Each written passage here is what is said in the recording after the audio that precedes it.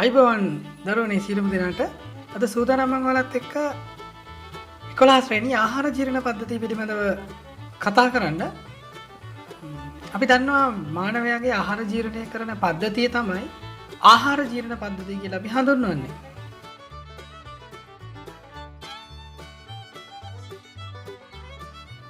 හොඳයි පුතේ අපි ඊළඟට බලමු මේ ආහාර ජීර්ණ පද්ධතියේ කාර්යය මොකක්ද? ඇත්තටම ආහාර ජීර්ණය කිරීම තමයි ආහාර ජීර්ණ පද්ධතියේ කාර්ය වෙන්නේ.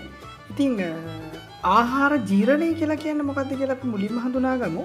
ඇත්තටම ආහාර ජීර්ණය කියලා කියන්නේ ආහාරවල තියෙන සංකීර්ණ කාබනික සංයෝග. අපි ආහාරයට ගන්න සංකීර්ණ කාබනික සංයෝග. ඒ කියන්නේ කාබෝහයිඩ්‍රේට්, ප්‍රෝටීන්, ලිපිඩ මෙන්න මේ වගේ සංකීර්ණ කාබනික සංයෝග අවශෝෂණය කළ හැකි. ඒ කියන්නේ උරා ගන්න පුළුවන් විදියට සරල කාබනික සංයෝග බවට පත් කිරීමේ ක්‍රියාවලිය තමයි අපි ආහාර ජීර්ණය කියලා හඳුන්වන්නේ.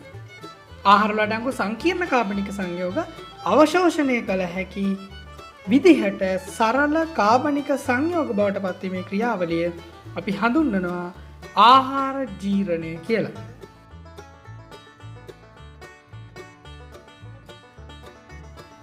දැන් මම ඊළඟට සූදානම් වලට ආහාර ජීර්ණ පද්ධතියේ කොටස් මොනවද කියලා හඳුන්වලා දෙන්න.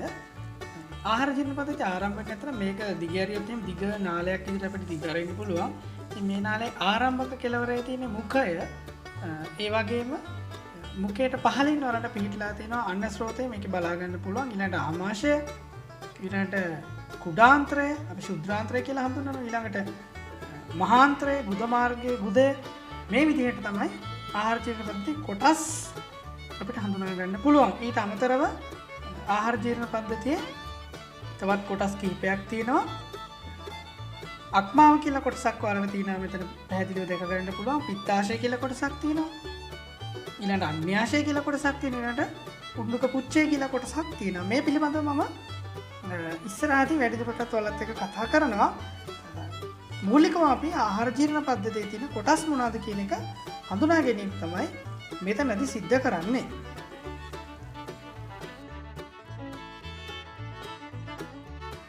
හොඳයි අපි යන් ආරම්භයේ ඉඳන් අවසානය දක්වා අපේ ආහාර ජීර්ණ පද්ධතිය තුළ ආහාර ජීර්ණ ක්‍රියාවලිය කොහොමද වෙන්නේ කියන එක මුලින්ම මම හඳුන්වලා දෙනවා. මුඛයේදී මොකද්ද වෙන්නේ කියන එක. මුඛයේදී පුතේ ආහාර කොටස් වලට කැඩෙනවා. ඒ කියන්නේ යාන්ත්‍රික ජීර්ණය සිද්ධ වෙනවා. ඒ වගේම මුඛයේදී එන්සයිම මගින් රසායනික ජීර්ණයක් සිද්ධ වෙනවා. ප්‍රධාන වශයෙන්ම මුඛයේදී අපේ කේට ග්‍රන්ථි වලින් කේටේ ස්‍රාවය වෙන අතරේ අපේ මුඛයේදී ක්‍රියාත්මක වෙන කේට ඇමයිලේස් කියන එන්සයිමේ ස්‍රාවය වෙනවා. ඉතින් මේ කේට ඇමයිලේස් මගින් අපේ ආහාරවල තියෙන පිෂ්ඨය ජීර්ණය කිරීම ආරම්භ කරනවා. අපි මේකට ටයිලේන් කියලාත් හඳුන්වනවා. ඉතින් ටිකක් වෙලාවක් ආහාරයක් අපි හපහප හිටියොත් එහෙනම් අපිට පැණි රසක් දෙන්න. ඒකට හේතුව තමයි මේ කේට ඇමයිලේස් මගින් පිෂ්ඨය මෝල්ටෝස් බවට පත් කිරීම. ඉතින් ජීර්ණය ආරම්භ වෙන්නේ පුතේ එහෙනම් කොහෙදද? අපේ මුඛයේදී තමයි ජීර්ණය ආරම්භ වෙන්නේ.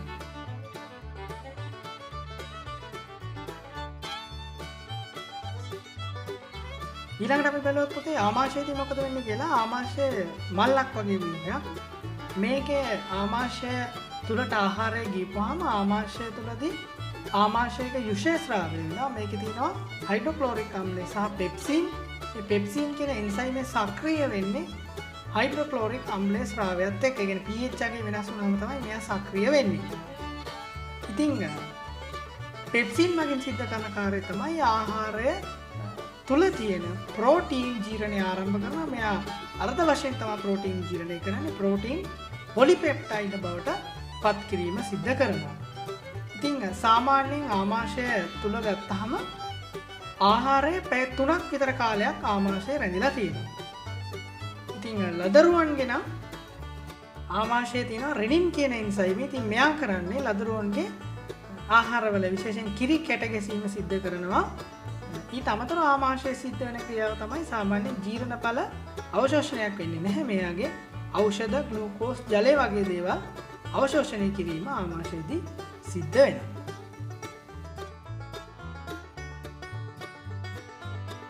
ආමාශයේ සකස් වුණ මේ ආහාර ගොඩ අපි ආමලසය කියලා හඳුන්වනවා. ඉතින් ආමලසය පැය 3කින් විතර පස්සේ ශුද්ධාන්තරයේ කියන්නේ කුඩා ආන්ත්‍රයේ ආරම්භක කොටසට ගමන් කරනවා. එතන අපි හඳුන්වනවා ග්‍රහණීය කියලා.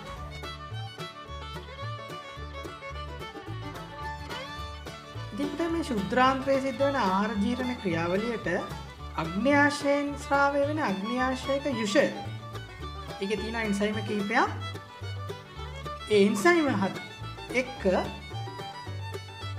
ආන්ත්‍රික යුෂ වලින් ස්‍රාවය වෙන එන්සයිමත් වැදගත් වෙනවා. විශේෂයෙන් අපි මෙතන බලුවා අග්න්‍යාශික යුෂයේ තියෙන ට්‍රිප්සින්, ඇමයිලේස් සහ ලයිපේස් කියන එන්සයිම. ඉතින් මේ එන්සයිම මගින් මොකක්ද වෙන්නේ කියන එක අපි බලමු ඉස්සරහදී ශුද්ධාන්තය තුලදී. ඒ වගේම ආන්ත්‍රික යුෂයේ තියෙන මෝල්ටේස්, සුක්‍රේස්, ලැක්ටේස් සහ පෙප්ටිඩේස් කියන එන්සයිම මගින් මොනවද කරන්න කියන එකත් අපි ඉස්සරහදී සාකච්ඡා කරමු. ඉතින් මේ ශුද්ධාන්තරය තමයි ආහාර ජීර්ණය සහ අවශෝෂණය වීමේ ක්‍රියාවලිය 99%ක්ම සිද්ධ වෙන්නේ.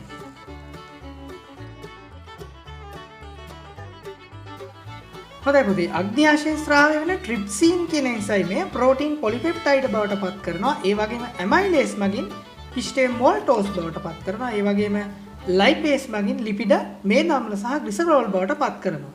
ඒ වගේම ශුද්ධාන්තරයෙන් ස්‍රාවය වෙන මෝල්ටේස් එන්සයිමය මගින් මෝල්ටෝස් ග්ලූකෝස් බවට පත් කරනවා. සුක්‍රේස් එන්සයිම මගින් සුක්‍රෝස් ග්ලූකෝස් සහ ෆ්‍රක්ටෝස් බවට පත් කරනවා. ලැක්ටේස් එන්සයිමය මගින් ලැක්ටෝස් ග්ලූකෝස් සහ ග්ලැක්ටෝස් බවට පත් කරනවා.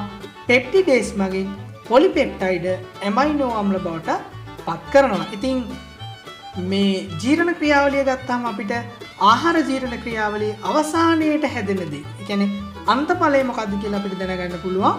කාබෝහයිඩ්‍රේට් වලින් මොනොසැකරයිඩ් හැදෙනවා. අපි 10 පන්තිදී ඉගෙන ගත්තා ග්ලූකෝස්, ෆ්‍රුක්ටෝස් සහ ග්ලැක්ටෝස් කියලා. ඒ වගේම ප්‍රෝටීන් ජීර්ණයේ අවසානයේදී හැදෙනවා ඇමයිනෝ අම්ල.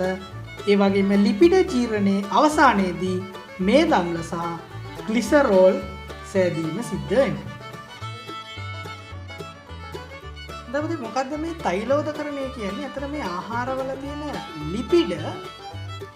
ලිපිඩ මතට පිත එකතු වෙලා මේ ලිපිඩ විදිති බවට පත් වීම තමයි තෛලෝදකරණය කියන්නේ. මේ ක්‍රියාවලිය මගින් එන්සයිම් වලට ලිපිඩ මත ක්‍රියා කිරීමට වැඩි පෘෂ්ඨ වර්ගඵලයක් ලැබෙනවා. ආහාර ජීර්ණයේ අන්තඵල ඔබ දැනටමත් දන්නවා. කාබෝහයිඩ්‍රේට් මොනොසැකරයිඩ් බවට පත් වෙනවා. ප්‍රෝටීන් ඇමයිනෝ අම්ල බවට පත් වෙනවා. ලිපිඩ මේද අම්ල සහ ග්ලිසරෝල් බවට පත් වෙනවා. මේ අන්තඵල තමයි අපේ දේහයට අවශෝෂණය වීම සිද්ධ වෙන්නේ. දීපතේ ආහාර ජීර්ණය අවසානයේදී ආහාරයේ ජීර්ණයේ අන්තඵල අවශෝෂණය කිරීම ශුද්ධාන්තරය මගින් සිද්ධ කරනවා. ඉතින් බලන්න ශුද්ධාන්තරයේ ව්‍යුහය මේ ශුද්ධාන්තරය ඊටාම දිගයි. මීටර් 7ක් විතර සාමාන්‍යයෙන් දිගයි වැඩිම පුද්ගලයෙක්ගේ 6.5ක් 7ක් වගේ. එතකොට මේ බිත්ති වල නෙරීම් පිහිටලා තිනවා. මේ නෙරීම් මත තවත් ශුද්ධ නෙරීම් පිහිටලා තිනවා. මේවා අපි හඳුන්වනවා අංගුලිකා සහ ශුද්ධාංගුලිකා කියලා. අපිට මේ රූපේ පේනවා. මන රුධිර සැපයීමක් තියෙනවා මේ බිත්ති වලට. ඒ වගේම තවත් නාලිකාවක් තියෙනවා පයෝලස නාලිකා කියලා. මේ පයෝලස නාලිකාව වසා පද්ධතියට සම්බන්ධයි. අපේ කාබෝහයිඩ්‍රේට් ජීර්ණයේ අන්තඵල ඊළඟ ප්‍රෝටීන් ජීර්ණයේ අන්තඵල රුධිරයට අවශෝෂණය කිරීම සිද්ධ වෙන රුධිර කේශ නාලිකාවයි. ඒ වගේම ලිපිඩ ජීර්ණයේ අන්තඵල අවශෝෂණය සිද්ධ වෙන්නේ පයෝලස නාලිකා හරහා. අවසානයේදී මේ පයෝලස නාලිකාව ඔස්සේ අවශෝෂණය කරගන්න ආහාරය අන්තඵල අපේ රුධිරයට එකතු වීම සිද්ධ වෙනවා. ශුද්ධාන්තරය ඉතා දිගු වීමත්, බිත්ති ඉතා තුනී වීමත්, අංගුලිකා පිහිටා තිබීමත් මේ ශුද්ධාන්තරය මගින් ආහාර අවශෝෂණය ක්‍රියාවලිය කාර්යක්ෂම කර ගැනීමට දායක වෙලා තියෙනවා. ඒ වගේම අංගුලිකා මත ශුද්ධාංගුලිකා පිහිටා තිබීමත් ආහාර අවශෝෂණයේදී ඉතා වැදගත් වෙනවා. ඊළඟට අපි කතා පුතේ සාමාන්‍ය වැඩිපුර පුද්ගලයෙකු මහාන්තරය මීටර 1.5ක් විතර දිගයි. ඉතින් මෙයාගේ කාර්යය තමයි එතනම ආහාර ජීර්ණයක් සිද්ධ වෙන්නේ නැහැ. බොහෝ විට ආහාරයේ තියෙන ජලය අවශෝෂණය කර ගැනීම තමයි මහාන්තරය තුලදී සිද්ධ වෙන්නේ ආහාර ජීර්ණ ක්‍රියාවලියේදී. අපි බලමු ආහාර ජීර්ණ පද්ධතිය ආශ්‍රිත රෝගාබාධ මොනවාද කියන එක. ગેස්ට්‍රයිටිස්, මලබද්ධය, උණසන්නිපාතය සහ පාචනය කියන රෝගී තත්ත්වයන් තමයි අපි මෙතනදී කතා කරන්නේ. අපි එකින් එක කතා කරමු මොනවාද මේ රෝගය සම්බන්ධ තොරතුරු කියන එක, රෝග ලක්ෂණ, රෝග වළක්වා ගන්න ක්‍රම පිළිබඳව අපි ඉදිරියේදී කතා කරමු.